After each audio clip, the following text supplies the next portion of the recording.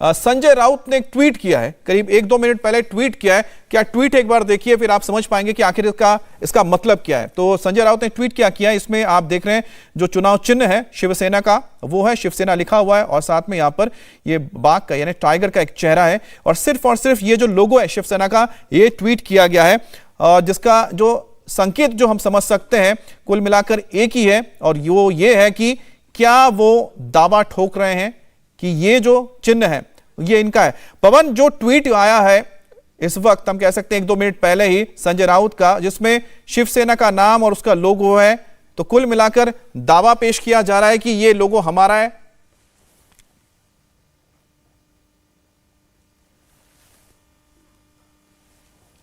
पवन, आपको आवाज मिल रही है? लगता है पवन तक आवाज नहीं जा रही। पवन, आपको आवाज मिल रही है? संजय राउत ने एक ट्वीट किया 1 मिनट पहले, जिसमें सिर्फ और सिर्फ एक लोगो है।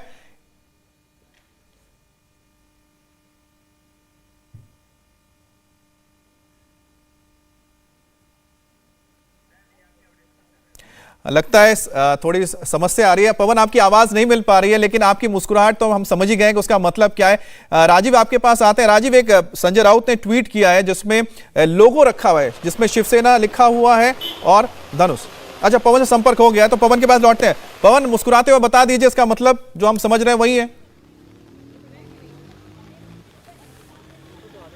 देखिए, अब जो ट्वीट किया जा रहा है उसका शायद कोई मतलब नहीं है, क्योंकि ऐसी स्थिति में अब शिवसेना उद्धव ठाकरे गुट है।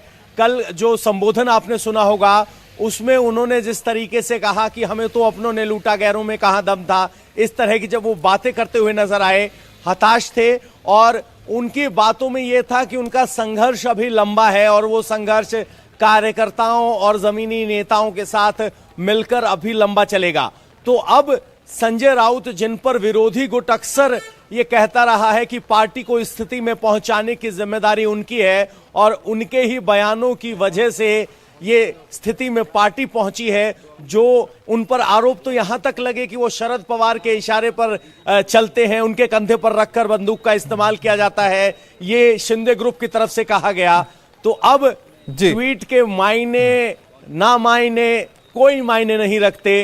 अब आज की स्थिति में संजय राउत मायने नहीं रखते। नहीं, बिल्कुल मायने नहीं रखते, लेकिन अब देखना होगा कि जो चिन्ह हम देख रहे हैं शिवसेना और जो तीर और धनुष आखिरकार किसके खेमे को मिलता है। वैसे पवन, यहां पर तो हलचल तेज नजर आ रही है आपके पीछे, क्योंकि मीटिंग भी होने वाली है जो गुट है शिंदे गुट का, तो क्या उसका एजेंडा रह सकता है? क्या कुछ निकल कर आ रही है खबरें? जी अमित, एक बार मैं आपको पहले तस्वीरें दिखा देता हूं। ये ताज कन्वेंशन सेंटर गोवा का है। यहां पर मीडिया का हुजूम है, और यहां जो भी वाहन अंदर जा रहे हैं प्रॉपर चेकिंग के बाद जा रहे हैं, मीडिया की एंट्री अंदर नहीं है। जो एजेंडा आज का हमें पता चला है वो ये है कि आज शिंदे ग्रुप यहां एक बैठक करने वाला है, और गवर्नमेंट फॉर्मेलिटीज में हिस्सा लेने के लिए शिंदे ग्रुप की तरफ से शिंदे खुद महाराष्ट्र जा सकते हैं। इसके अलावा एक विधायकों की बैठक होगी जिसमें आगे की रणनीति पर चर्चा होगी। सरकार का एजेंडा क्या होगा, स्वरूप क्या होगा, वो सब बातें पहले ही तय हो चुकी हैं, साइंड एंड सील्ड।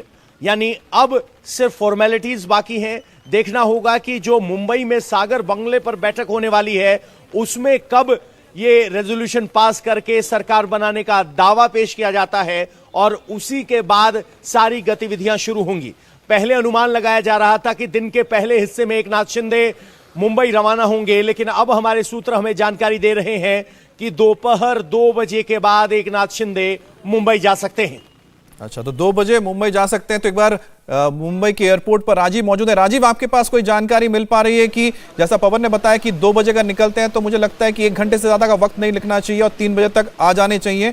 और वहां पर जो सिक्योरिटी उसको लेकर किस तरह की तैयारी की गई है, क्योंकि धमकी दी गई थी कि संजय राउत ने बताया था कि जो उतरेंगे, कोई भी विधायक, बागी विधायक अगर एयरपोर्ट पर उतरेगा तो उसको वहां पर स्वागत के लिए शिवसेना के कार्यकर्ता मौजूद रहेंगे। तो वो कोर्ट्स में है कि स्वागत होगा। जी देखिए, जब संजय राउत ने धमकी दी थी तब स्थितियां अलग थी, और आज की स्थिति अलग है, क्योंकि मुख्यमंत्री अब उद्धव ठाकरे नहीं है। जाहिर बात है कि तब में और अब में जमीन आसमान का फर्क आ गया है, लेकिन इतना जरूर है कि शिवसैनिक सड़क पर उतरेंगे या नहीं उतरेंगे, तो एकनाथ शिंदे जब मुंबई पहुंचेंगे अपने तमाम बागी विधायकों के साथ, तब देखने को जरूर मिलेगा। लेकिन मुंबई पुलिस की तरफ से पुख्ता तैयारी की गई है। 10 SRPF की कंपनियों को तैनात किया गया है। लगभग 950 जो है इंस्पेक्टर रैंक के अधिकारी, इसके अलावा 20 DCP, 45 ACP स्तर के अधिकारी, साथ में 3500 जो पुलिस कर्मचारी हैं, जवान हैं, उनको भी तैनात किया गया है मुंबई की सड़कों पर। तो वहां पर तैयारी सारी है। तो एक बार जल्दी से जेपी के पास चलते हैं। जेपी, एक बात बताइए कि सरकार को लेकर कब तक अनाउंसमेंट हो सकता है? क्या तैयारी की गई है सागर बंगले पर?